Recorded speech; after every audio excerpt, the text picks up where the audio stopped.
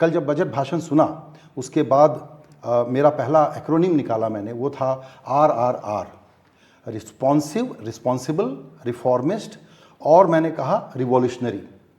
अब इसमें एक R और हम अगर जोड़ना चाहें, रोरिंग इकोनॉमी कैसे बनेगी, विकसित भारत के लिए ये जो ग्रोथ रेट देगा वो 8% से प्लस देगा क्या?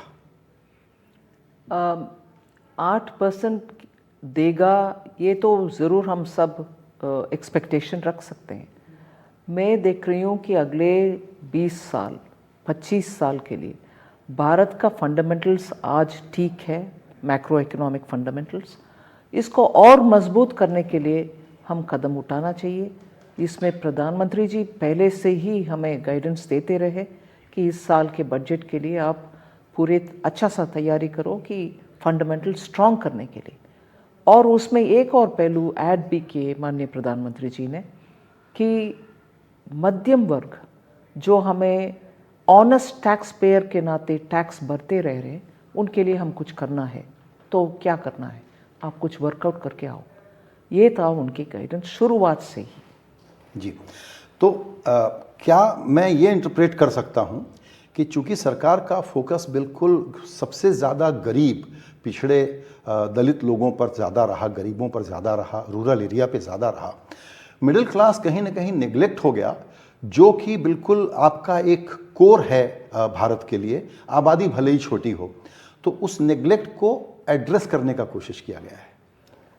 इसमें एक मैं स्पष्ट करना चाहती हूँ। पहले से ही प्रधानमंत्री मोदी जी 2021 2020 उस समय से ही ऑनेस्ट टैक्स पेयर का रिकग्निशन के नाते फेसलेस ले आए। Income tax charter, tax payers charter हमने घोषित करवाए और टैक्स पेयर्स को सर्टिफिकेट भी भेज देते कि समय पर टैक्स भरने वाले टैक्स पेयर हो या रेगुलरली टैक्स पेयर, उनका रिकग्निशन हो। ये सब करते आ रहे। टैक्स पेयर का रिकग्निशन और सम्मान कभी भी माननीय प्रधानमंत्री जी के मन में है। और इस समय जब दुनिया के तुलना में हम फास्टेस्ट ग्रोइंग इकोनॉमी रह रहे हैं, पिछली बार भी रहे, पिछले 2-3 साल में रह रहे, और IMF और वर्ल्ड बैंक के नज़रिया में हम अगले साल भी फास्टेस्ट ग्रोइंग रहेंगे। और इस संदर्भ में क्या हम टैक्स पेयर्स को सम्मान करने जैसे ये काम कर सकते हैं?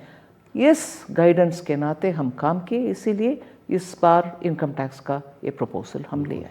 एक और क्यूरियोसिटी है लोगों में, that is how did you arrive at this number of 12 lakh rupees? Middle class के चर्चा बहुत होता है और आज रियलिटी हम देखें तो कम से कम 1 लाख तक पर मंथ सैलरी कमाने वाले के लाइफस्टाइल कैसे हैं, और अगर वो शहर, मेट्रोपॉलिटन शहर में रहते हैं, उनका एक्सपेंसेस क्या है, और उनके लाइफ में स्टार्टिंग स्टेज में रहने वाले का खर्च क्या क्या हो सकता है, ये सब असेस करने के बाद हमें लगता है टैक्स पेयर उस लेवल नंबर से टैक्स भर रहा है, क्या उनको हम कुछ कर सकते हैं। इसीलिए अराइव किए कि एटलीस्ट 1 लाख पर मंथ राहत ज़रूर दें। जी।